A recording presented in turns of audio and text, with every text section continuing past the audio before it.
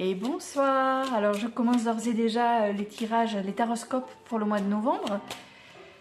Donc je commence par le signe du mois qui est le signe du Scorpion. Voilà, les cartes tombent, je vais les retirer avec vous, enfin, en même temps que je vous parle. Les retourner, pardon. Bon voilà, je vais d'ores et déjà souhaiter un très bel anniversaire à tous les Scorpions qui me suivent.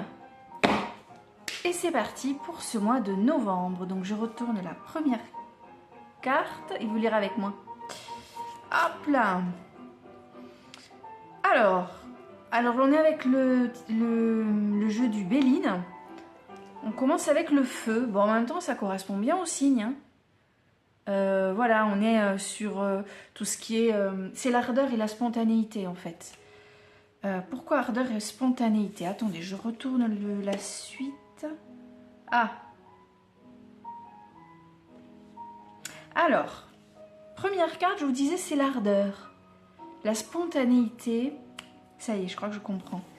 Et tout de suite après, on a l'intelligence. L'intelligence, c'est la carte des savoirs, de la science, de la connaissance, mais aussi, c'est la carte qui représente les facultés d'adaptation. Donc, vous allez commencer le mois en étant spontané, c'est-à-dire en étant vous-même, en étant qui vous êtes, tout simplement, hein, nature peinture. Mais peut-être qu'il va y avoir une situation qui va vous obliger à vous adapter, à faire un peu l'anguille. Faculté d'adaptation, c'est ça. C'est être obligé de s'adapter à une situation, à une personne, à quelque chose où vous allez du coup être beaucoup moins spontané, beaucoup moins naturel. Vous allez devoir vous adapter à quelque chose dans le courant de ce mois de novembre. Je retourne à la troisième carte. Ok. J'ai la carte de la méchanceté. Alors, tout s'éclaire. Donc c'est la carte qui représente une personne méchante, la jalousie, l'envie. Sachant que c'est la carte numéro 3, on est bien d'accord que... En fait, la carte numéro 3 dans mon jeu, enfin moi quand je tire les cartes, il y a 5 cartes. La première, c'est le présent, la situation présente, donc c'est comment vous allez commencer le mois. Je vous dis, un naturel spontané. L'action à entreprendre, la deuxième carte, action à entreprendre dans mon jeu. Donc, j'opte pour devoir actionner des facultés, mettre en action, pardon, des facultés d'adaptation. Et la carte 3, quand elle est négative, il s'agit d'un obstacle. Quand elle est positive, il s'agit d'un but à atteindre. Là, on a un obstacle. Donc, c'est une autre personne, c'est quelqu'un qui est face à vous, qui est envieuse, jalouse, bon courage, mais bon, vous avez l'intelligence de savoir vous adapter et, vous voyez, essayer de faire gaffe, quoi. La carte du bonheur, en réponse à la question, ce mois va bien se passer, d'accord? Carte numéro 4, c'est la réponse à la question d'un point de vue très général, donc c'est un mois qui va bien se passer. Il va falloir cependant, voilà, vous méfier de quelqu'un, mais vous allez vous adapter, vous allez réussir à, telle une anguille, vous savez, à nager au milieu des cailloux.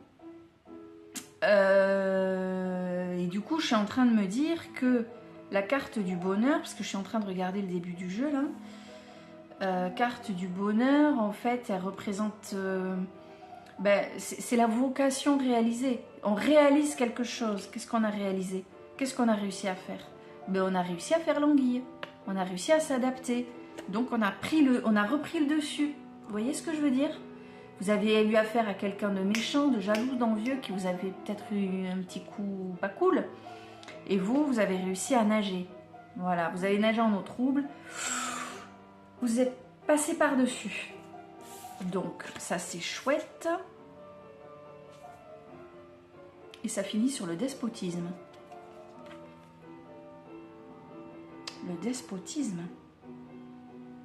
Attendez. Oh merde.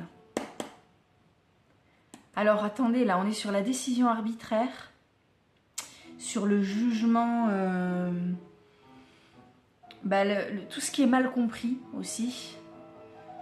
Ou le jugement faux ou inique, l'aveuglement. Ah merde. Oh, excusez-moi, ça me rend grossière.